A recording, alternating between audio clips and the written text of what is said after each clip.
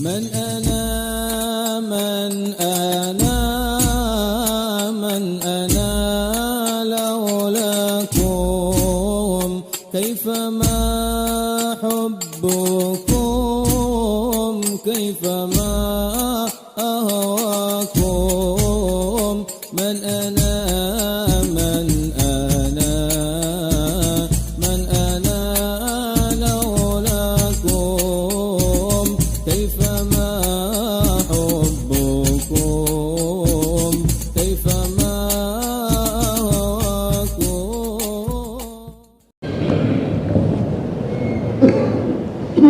Bismillah, alhamdulillah, wassalatu wassalamu ala rasulillah Sayyidina Muhammad ibn Abdullah wa ala alihi wa sahbihi wa man wala. Allahumma salli ala nuril anwar wa sirril asrar tiriqil aghyar wa miftahi babil yasar Sayyidina Muhammadin al-Mukhtar wa alihi al-athhar wa ashabihi al-akhyar adada ni'amillahi wa ifdhalih. Kita lanjutkan surat Al-Falaq sampai di wa min syarri qul a'udzu. Kita ulang. Bismillahirrahmanirrahim. Qul a'udzu birabbil falaq min syarri ma khalaq wa min syarri ghasiqin idza waqab wa min syarri naffatsati fil 'uqad wa min syarri hasidin idza hasad, sampai di wa min syarri naffatsat. Kemarin sudah ghasiqin idza waqab di waktu malam. Ya, masih ingat? Mudah-mudahan masih ingat karena kajiannya sebulan sekali. Sekarang sampai di wa min syarrin naffatsat. Kita minta perlindungan kepada Allah Subhanahu wa taala daripada syarrin naffatsat fil 'uqad. Apa artinya syarrin naffatsat fil 'uqad? An-naffatsat yanfus. Dari nafasa yanfusu itu dalam bahasa Arab meniup, begitu. Itu pekerjaan siapa yang meniup? Jadi tukang tiup. Siapa tukang tiup? Maksudnya nafasat. Ya, tapi meniup apa? Kalau air dibacakan Fatihah ditiup nggak apa-apa, memang itu dianjurkan. Tapi ini dengan mantra-mantra dibacakan. Di mana fil 'uqad min syarrin nafasat. Nafasat itu tiupan-tiupan pada ikatan. Biasanya orang yang mau sihir itu dia punya ikatan-ikatan, diikat kemudian ditiup. Ditiup-tiup dengan mantra, ya, bukan dengan bacaan-bacaan. Nah, jadi kita harus tidak boleh terlalu suudzon juga kalau ada orang niup-niup itu. Orang niup air yang dibaca sholawat, yang dibaca qul huwallahu ahad, yang dibaca bagus, nggak ada masalah, ya. Tapi kalau yang dibaca nggak jelas, ya, itu yang ditakutkan, itu mantra-mantra. Nah, itu jahatnya di mana? Nafasat itu kan sihir itu disebutkan perempuan, ya, nafasat, ya. Tapi walaupun artinya perempuan, laki dan perempuan berlaku itu hukumnya. Ya, tapi asalnya itu kebanyakan sihir itu zaman dulu, ya, itu perempuan. Mungkin sampai sekarang, ya, jenisnya itu perdukunan itu perempuan biasanya. Atau pakai kartu, pakai apa begitu, dilihat nasibnya. Yang heran itu yang sudah sholat 5 waktu kok masih percaya gitu, ya. Nasib kita cuma pakai kartu kan, ya. Oh, ini nggak cocok, ya, ini suaminya udah terlalu lama harus ganti, percaya gitu, ya, ajak ribut suami itu, ya Allah. Nah, itu pekerjaan dukun, ya. Di sini disebutkan nafasat wasfun lin nufus, ya. Sawaun kana ashabuha dzukuran au inatsan, baik itu laki-laki ataupun perempuan. Fatashmulus sahirin was sahirat, maka di situ mencakup penyihir laki-laki ataupun perempuan. Tapi dalam redaksinya di sini perempuan, nafasat, artinya laki-laki dan perempuan. Seperti kalimat qaum, qaumun, Qaumun itu laki-laki, tapi perempuan juga disebut kaum. Ya, kaum bahasa Indonesianya ya. Kaum ya. Qaumun. Kita disuruh belajar bahasa Arab supaya mengerti Al-Qur'an dan hadis. Ya, ada orang bilang kalau bahasa Arab bahasa apa? Radikal.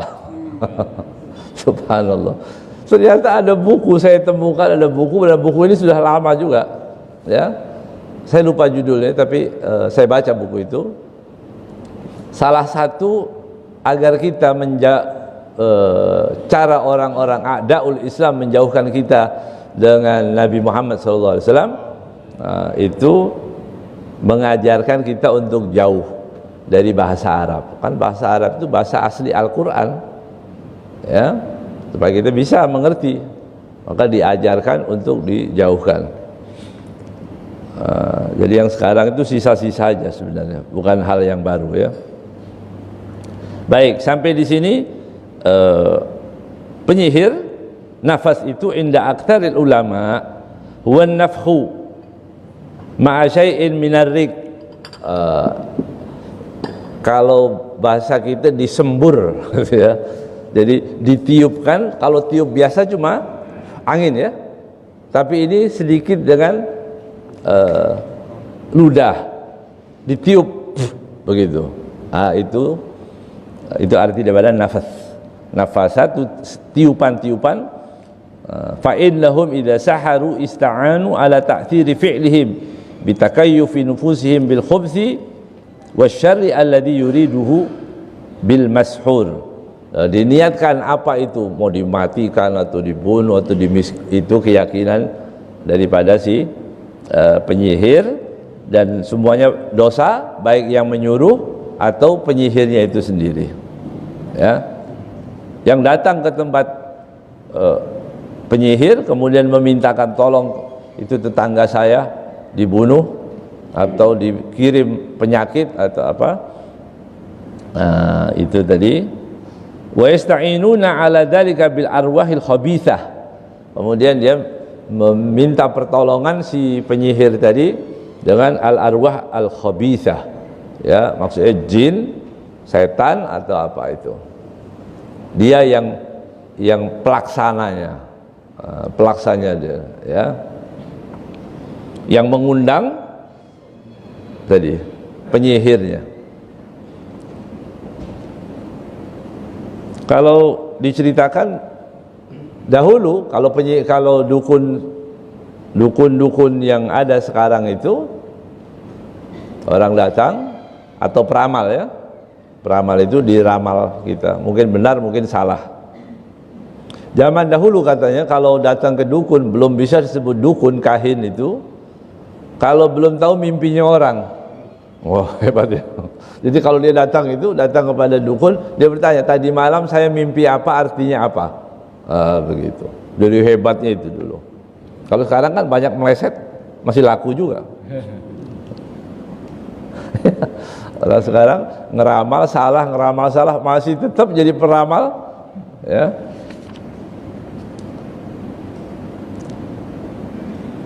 Tsumma yanfusuna fil uqad nafsan mamzujan bisyarr wal adab. Ya, naudzubillah. Itu gangguan, diniatkan hobi supaya kena penyakit, kena begitu. Bahkan ada orang dulu bangga gitu ya, saya penyihir, ya, terang-terangan begitu ya. Dan bagi orang Islam ini yang penting, waqad bayyana Allah taala anna lis-sihri ta'thiran fi dararil mashhur. Iya, benar bahwa di dalam sihir itu bisa membahayakan orang yang disihirnya ya. Tetapi sihir itu tidak akan bermanfaat apapun tanpa izin dari Allah Subhanahu wa taala. Makanya kita berlindungnya kepada Allah Subhanahu wa taala. Sehebat apapun dukun itu tidak akan berlaku apa-apa ya kalau kita berlindungnya kepada Allah Rabbul Alamin. Bukan hanya menciptakan si penyihir, setan semua dan lain-lain. Tempat perlindungan yang paling aman adalah Allah. Dalam ayat yang lain Allah mengatakan wattaba'u ma tatlu syayatin ala mulki Sulaiman.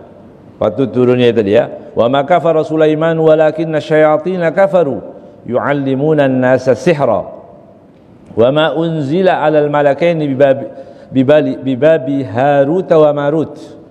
Itu turunnya Harut wa Marut ya, dua malaikat yang diturunkan oleh Allah Subhanahu wa taala. Wa ma yu'allimani min ahadin hatta yaqula innama nahnu fitnah fala takfur. Harut Marut diturunkan untuk mengajarkan, tapi untuk sebagai ujian. Orang kalau sudah punya ilmu itu mau bagaimana?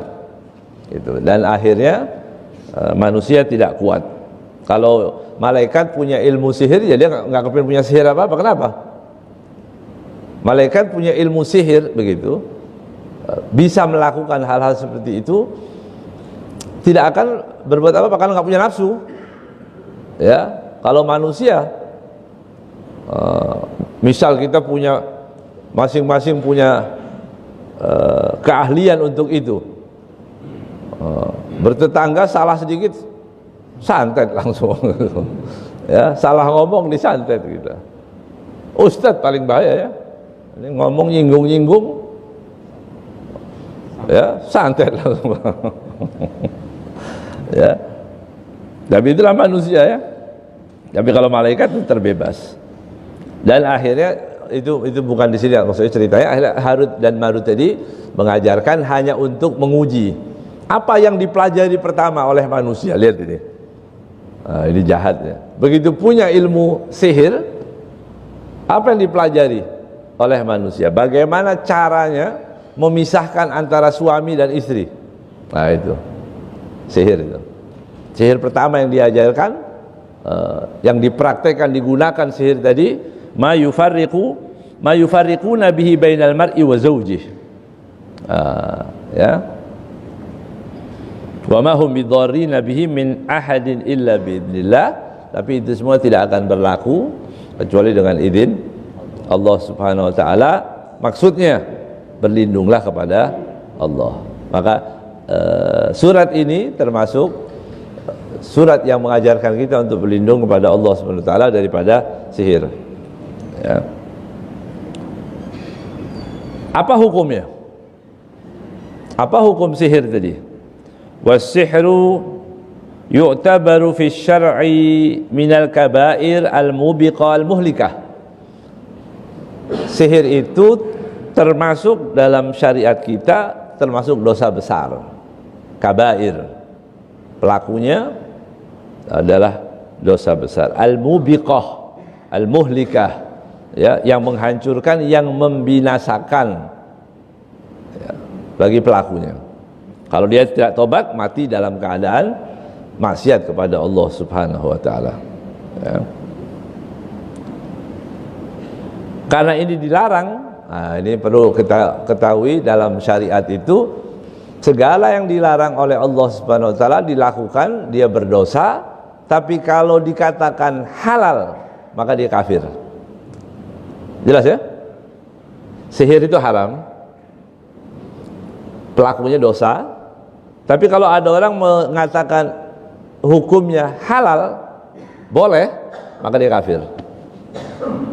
Babi itu haram, dimakan haram. Ada orang Islam bilang enggak, halal, begitu, dia kafir. Karena menghalalkan apa yang diharamkan oleh Allah Subhanahu wa taala. Maka di sini dikatakan waman istahallahu faqad kafar. Siapa yang menghalalkan, maka dia telah kufur. Dalam hadis disebutkan dari Abi Hurairah radhiyallahu taala anhu, anin Nabi sallallahu alaihi wasallam, istanibu sab'al mubiqat, jauhilah 7 hal yang akan membinasakan, 7 dosa yang akan membinasakan pelakunya. Mudah-mudahan Allah lindungi kita dari dosa-dosa ini. Yang pertama, qalu ya Rasulullah wa ma hunna. Dosa apa itu ya Rasulullah? Qala asyirku billah Satu, syirik, menyekutukan Allah. Tapi yang benar-benar syirik ya, artinya syirik itu apa definisinya syirik? Pernah kita bahas di sini. Apa syirik itu? Ibadah selain kepada Allah.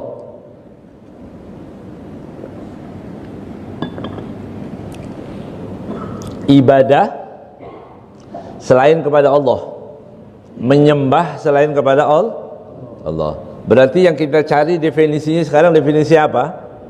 Ibadahnya. Ibadah kita cari dulu. Apa itu ibadah? Ibadah itu adalah ghayatul khudu'. Ya. Ghayah al-khudu', puncak ketundukan seorang hamba, ma'i'tiqadi rububiyatil ma'bud, dengan meyakini bahwa yang dia sembah mempunyai sifat ketuhanan. Jelas? Ya. Ma'i'tiqadi rububiyatil ma'bud. Jadi kalau ada orang ini enggak boleh itu menunduk kepada orang, itu katanya menyembah.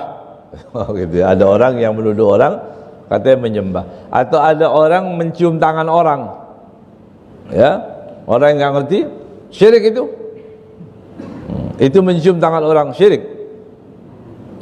ya. Kan tadi disebutkan definisinya apa tadi? Puncak ketundukan seorang hamba dengan meyakini bahwa yang ia sembah mempunyai sifat ketuhanan atau sifat Tuhan. Jadi kalau ada orang mencium tangan orang, tahu ini orang tua, saudara, ayah kita, kakek kita, ya, atau siapa yang kita muliakan, orang dia tahu. Ini sakit, batuk-batuk, masa Tuhan? Ya. Kita cium tangan sekalipun, ya, tapi kan kita nggak meyakini kalau dia Tuhan. Ya berarti bukan ibadah, berarti bukan syirik. Jelas ya? Jadi syirik ini memang dosanya besar, tapi kita berhati-hati untuk mensyirikkan orang. Ya, jangan, nggak mudah-mudah ya. Malam sebentar, sudah. Malam 1 Muharram atau malam awal Safar atau malam bulan apa? Kebiasaan ada orang bawa kepala sapi dibuang ke Kalimalang. Itu ada orang buang kepala sapi di Kalimalang. Apa hukumnya? Tanya kepada yang membuang tadi. Jangan langsung syirik. Nah, itu malam-malam buang kepala sapi, itu ritual apa? Itu namanya suudzon. Jadi yang tahu siapa? Yang membuang. Tanya kepada yang buang, itu kenapa kepala sapi dibuang? Tanyakan, ini kepala sapi saya potong, lupa, nggak saya masak, udah 2 minggu ini, ya, mau saya buang, syirik? Ya enggak lah, syirik, ya, enggak syirik, ini mau dibuang, begitu. Kasus kedua, kepala sapi dipotong, begitu selesai dipotong, malam langsung dibuang ke laut, Nyi Roro Kidul sana, yang ada dibuang ke laut, dibungkus pakai kain putih, ya, BHS. Dibungkus kepala sapi tadi dibuang. Apa hukumnya? Tanya lagi sama yang buang. Tanya, orang tadi, kenapa mas kalau dibuang kepala sapi ke laut? Ini kan layak dimakan. Orang tadi bilang, lah sapi-sapi saya, ya, sapi-sapi saya, dagingnya sudah saya bagikan ke orang, ini kepalanya mau saya buang. Memang kenapa? Lu itu kan bisa dimakan, ini haram, biarin, mempunyai saya. Gitu. Hukumnya apa? Haram, belum syirik. Haram, tapi belum syirik, karena dia mubadzir, buangnya mubadzir. Jadi kapan syirik ini? Ya. Jadi kapan syiriknya? Dan 2 kasus ini nggak syirik-syirik juga, Jadi kapan syiriknya? Kalau dia mengatakan ini penjaga laut, kalau tidak dikirim kepala sapi, ya nanti akan datang mara bahaya, akan datang gonjang ganjing, ya di negeri ini atau di kampung ini. Dia meyakini ada kekuatan lain, ya selain dari Allah Subhanahu Wa Taala. Itu syirik, itu jelas. Jadi syirik itu inna syirka la dzulmun azim. Benar kita harus berhati-hati. Berarti kita juga harus berhati-hati menuduh orang syirik. Ya, syiriknya harus kita jauhi. Mudah mensyirikkan orang juga harus berhati-hati. Ada orang ngomong enak aja begitu ya. Itu tetangga saya suka buang kembang di bawah pohon, begitu. Atau telur. Telur itu sering berapa kali saya lihat. Itu. Apa hukumnya Ustadz? Ada di radio itu. Syirik. Langsung syirik. Kan harus ditanya dulu kenapa ini dibuang. Telur ini telur busuk. Ente mau? Gitu. Ini busuk saya buang. Ya belum syirik berarti ya. Nah, itu perlu difahami. Ya. Jadi puncak ketundukan, tunduknya bagaimana? Begini sama orang? Nah, kita kan ada timur begitu ya. Kita merendah. Bahkan bukan hanya merendah sampai ruku, sujud. Orang sujud kepada orang, apa hukumnya? Makanya ditanya lagi, kan tadi definisinya. Kamu kenapa nyembah? Memang di adat ini orang karena ada raja-raja dulu begitu. Kita ini sampai sujud. Ya, hukumnya apa? Sujud. Tanya, kenapa ini? Oh, ini anak Tuhan ini yang saya sembah ini. Wah, syirik dia. Jelas haram. Ya. Syirik. Bisa murtad. Tapi dia enggak mengatakan seperti itu. Dia sujudnya haram ya. Sujudnya haram seperti membuang dari haram, tapi dia tanya kenapa? Ya ini kebiasaan orang kampung saya ini begini. Dia belum sampai kufur, belum sampai syirik. Pekerjaannya dosa. Tapi dia enggak meyakini bahwa orang tadi, bahwa raja yang disembah tadi adalah Tuhan, karena dia asam urat juga ya rajanya ini. Sakit juga, masa saya percaya ini ya, ini Tuhan ya. Jadi ghayatul khudu', puncak ketundukan seorang hamba ma'i'tiqadi rububiyatil ma'bud, atau sifat, mempunyai sifat sebagian daripada sifat Tuhan, itu yang enggak. Jadi syirik itu hati-hati ya. Jadi makanya dikatakan Hajar Aswad yang disembah oleh Abu Jahal dan konco-konconya itu ya, di zaman itu sembah, sama tidak dengan Hajar Aswad yang ada sekarang? Pertanyaan, coba tolong dijawab. Sama enggak? Ini khilaf para ulama di sini, ada dua ya. Ada yang sama, ada yang enggak sama. Sama. Ya. Hajar Aswadnya sama. Tapi tidak serta-merta oh ini bekas sesembahan orang kafir langsung dibuang. Enggak. Diabadikan, itu tetap ada.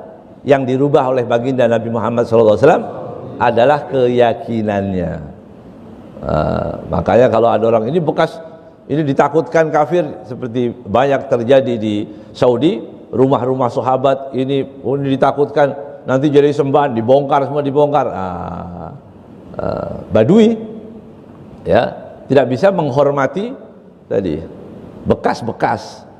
Yang perlu diluruskan itu keyakinannya, bukan menghancurkan bekas-bekas sejarah ya. Makanya Hajar Aswad itu tetap. Sekarang kalau kita mencium Hajar Aswad dapat apa? Dapat apa gitu? Dapat pahala. Mencium Hajar Aswad dapat pahala. Mengusap Hajar Aswad dapat pahala. Memang ada anjurannya. Ya. Padahal itu sesembahan dulu. Sesembahan orang kafir. Tapi yang dirubah apanya?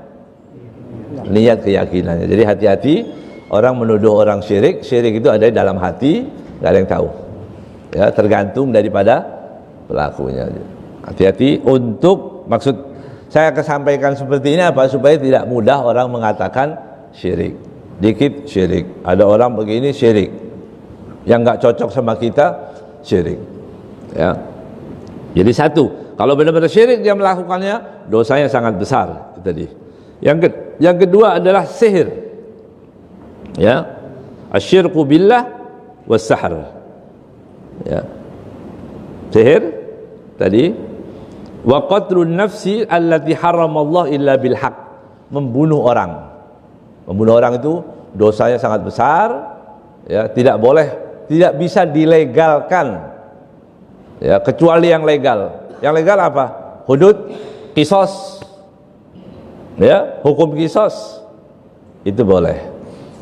Kalau ada orang dihukum lebih daripada hukuman yang semestinya, maka dia termasuk pembunuh, ya, dan dosanya sudah disebutkan banyak di dalam Al-Quran. Nggak boleh. Kita juga nggak boleh juga sembarangan kepada orang. Nyawa orang hilang kemudian kita bilang ya udahlah biar. Nggak boleh. Dalam hati wajib mengingkari. Kalau kita mengiyakan hal-hal yang diharamkan oleh Allah Subhanahu wa taala, kita akan masuk dalam golongan itu, naudzubillahi min dzalik. Ya, membunuh orang dengan apapun, ya, dengan cara apapun membunuh orang itu nggak boleh. Bagaimana besarnya dosa orang membunuh itu, sampai-sampai begini, seorang bapak sakit, anak dikasih tahu, nah ini obat sebelum makan, ini setelah makan, yang merah, yang kuning, yang ini sebelum makan. Anak salah memberi obat, ya, anak salah memberi obat, bapaknya mati gara-gara salah obat dari anak itu. Jadi nggak punya niat apa-apa, nggak punya niat dia, tapi hanya kecerobohan dia. Maka anak tadi tidak mendapatkan waris kalau bapaknya meninggal, sampai segitu. Jadi dari dosanya pembunuhan itu, makanya kita ceroboh pun nggak sengaja pun bisa kena dampaknya. Dia nggak punya dosa di hadapan Allah, iya, nggak dosa. Dia ceroboh, dia nggak ngerti, dia atau panik atau apa, bisa aja terjadi. Tapi karena orang ikut andil dalam membunuh, maka dia tidak mendapatkan waris. Jelas? Bapak sakit di rumah sakit, ya. Kemudian anak mengatakan, udah bapak pulang aja, kita rawat di rumah, misal begitu, ya. Kita rawat dalam artian kata dokter ini masih bisa disembuhkan. Anaknya bilang udah pulang aja, begitu. Dokter mengatakan ini beresiko kalau pulang, ya, nah, kecuali tadi pembiayaan atau apa gitu. Masuk, ditarik infusnya semua oleh anak tadi, kemudian dibawa pulang, meninggal, dia nggak mendapatkan waris.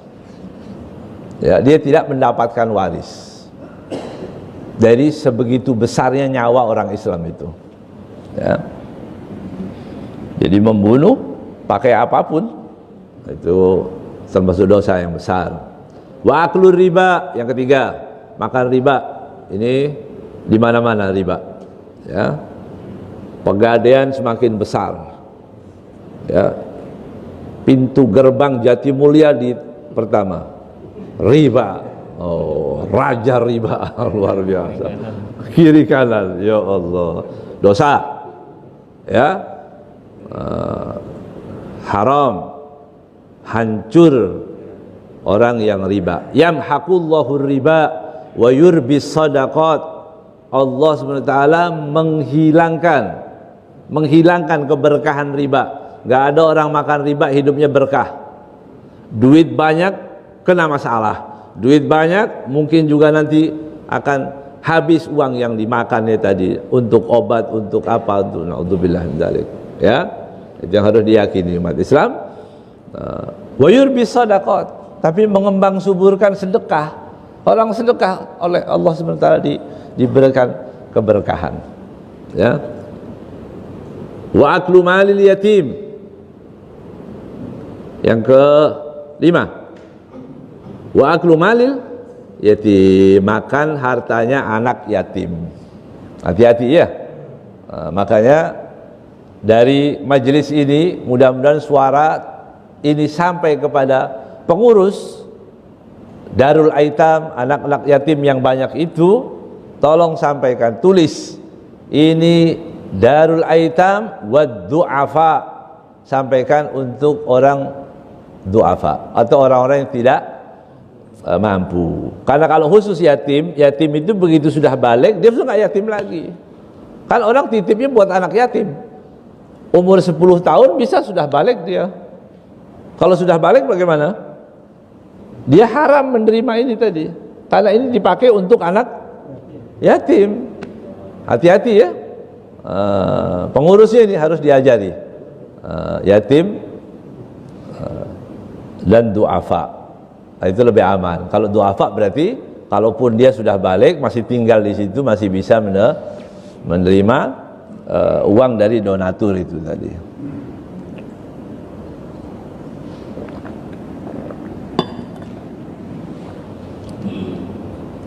Watawalli yaum az-zahaf. Yang keenam adalah lari dari peperangan. Tawalli di sini ada lari, maksudnya lari bukan dari ada komando. Kalau komandonya mengatakan lari, itu boleh. Tapi ini lari dalam peperangan, komandonya bilang mengatakan lurus atau tetap dia lari. Itu.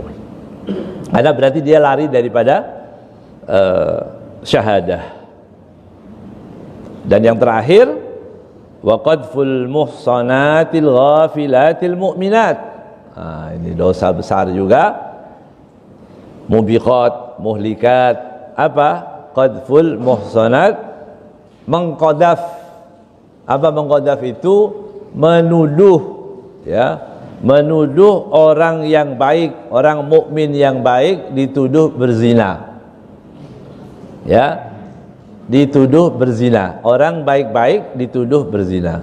Orang baik-baik itu apa maksudnya? Nggak usah jadi ustadz, nggak usah. Orang yang tidak pernah dia berzina, orang yang insya Allah seperti kita lah begitu ya, masih baik-baik saja insya Allah. Bukan ulama, bukan, orang biasa saja. Kalau di qadaf itu dia termasuk dosa yang besar tadi. Itu keluar kemana ya? Jangan-jangan itu bukan, itu qadaf namanya.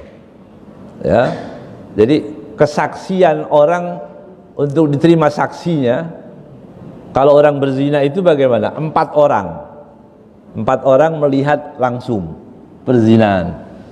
Kalau bagaimana jika orang cuma di kamar saja berdua? Nggak boleh, karena nggak bisa dilihat. Tapi dia kena hukum namanya khulwah. Ya, khulwahnya itu dikenakan hukum. Tapi tidak bisa dirajam dia, tidak bisa. Ya, jadi nggak boleh orang. Maka kita hati-hati ya, hati-hati menuduh orang yang baik-baik untuk berzina. Nggak ada bukti, kita percaya.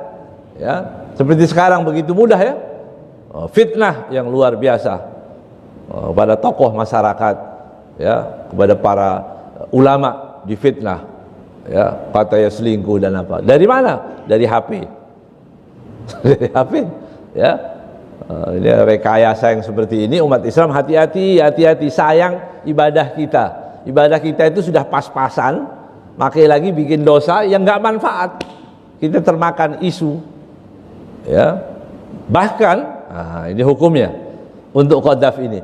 Orang yang sudah mengqadaf orang baik-baik, mengqadaf, itu orang berzina, itu orang selingkuh, begitu.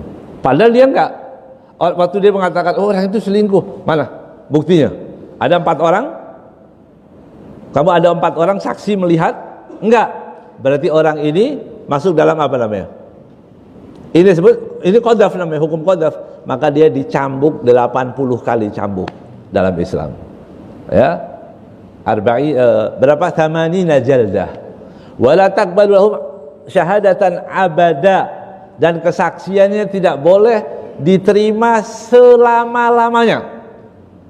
Orang yang sudah pernah sekali menuduh orang berzina tanpa membuktikan, maka dia tidak boleh diterima. Itu ayat. Ya, makanya kalau diterima apa? Dia bohong, bohong lagi, bohong lagi, bohong lagi. Jelas ya? Hati-hati. Siapapun dia, ya, siapapun dia, mau agamawan, mau pejabat, mau polisi, mau jaksa, mau siapapun menuduh orang berzina tanpa saksi 4 orang, maka kesaksiannya tidak boleh diterima selamanya. Itu ayat. Jelas? Jelas ya? Penting ini. Kalau orang Islam ya harus tahu hukum-hukum rambu-rambu dalam Islam itu supaya tidak terkena dosa lagi. Kalau Allah sudah katakan jangan terima kesaksiannya, kemudian kita terima lagi, maka kita akan berdosa, dan terus berdosa kita. Na'udzubillah. Itu namanya mubiqat. Itu yang menghancurkan, itu yang membinasakan. Sudah ya. Hadis satu hadis lagi terkait tentang ini tadi. Sekarang apakah tadi kan sihir dia, apakah peramal itu masuk dalam sihir? Jadi kan peramal, kalau sihir itu kan menyerang orang, begitu ya. Ini sekarang cuma meramal saja, kamu akan begini dan begitu, atau pakai kartu tadi ya. Oh, nggak lama lagi kamu akan cerai, katanya begitu. Percaya orang ya. Jadi Sayyidina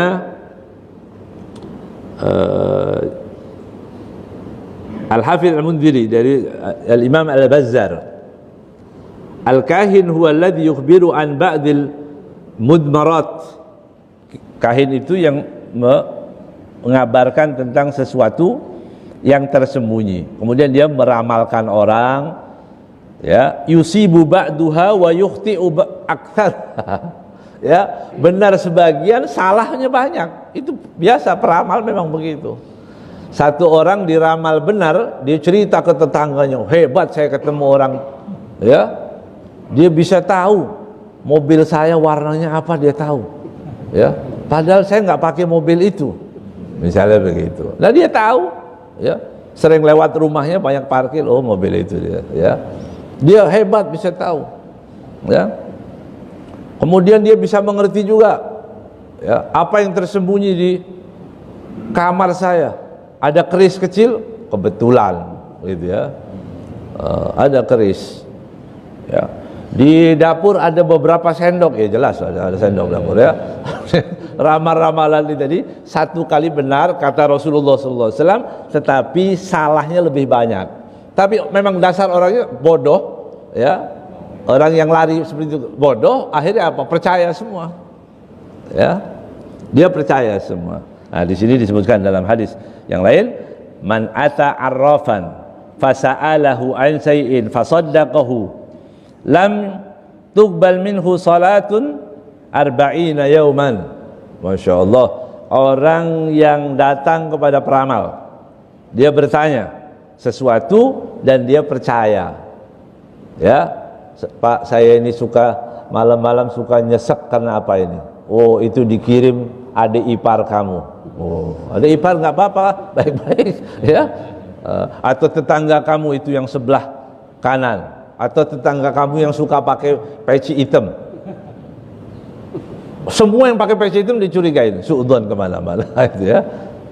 Orang yang melakukan seperti ini, maka sholatnya tidak diterima 40 hari, ya. Kalau dia percaya dengan ramal-ramalan itu, maka sholatnya tidak diterima oleh Allah Subhanahu Wa Taala 40 hari. Jadi hati-hati, ya. Ini tadi menjauhkan diri daripada hal-hal yang seperti itu. Tapi kita jangan khawatir, tidak boleh takut, karena Allah sudah berikan ayat tadi. Qul a'udzu birabbil falaq min syarri ma khalaq wa min syarri naffasati fil 'uqad wa min syarri hasidin idza hasad. Insyaallah bulan depan kita teruskan wa min syarri hasidin idza hasad. Nas'alullah al-afiyah, mudah-mudahan Allah selamatkan kita. Dan nanti ada doa-doa juga yang diajarkan oleh Nabi Muhammad sallallahu alaihi wasallam untuk menangkal. Jadi di antara Allahumma inni as'aluka bi nuri wajhikal ladzi asraqat lahu samawati wal ardu an taj'alani fi hirzika wa hifdzika wa jiwarik wa tahta kanafik. Itu juga doa menangkal sihir. Juga a'udzubika kalimatillahi tammati min syarri ma khalaq, itu juga menangkal sihir dan hal-hal yang jahat. Bismillahilladzi la yadurru ma'asmihi syai'un fil ardi wala fis sama' wa huwas samiun alim, itu juga dapat menangkal. Kapan dibacanya?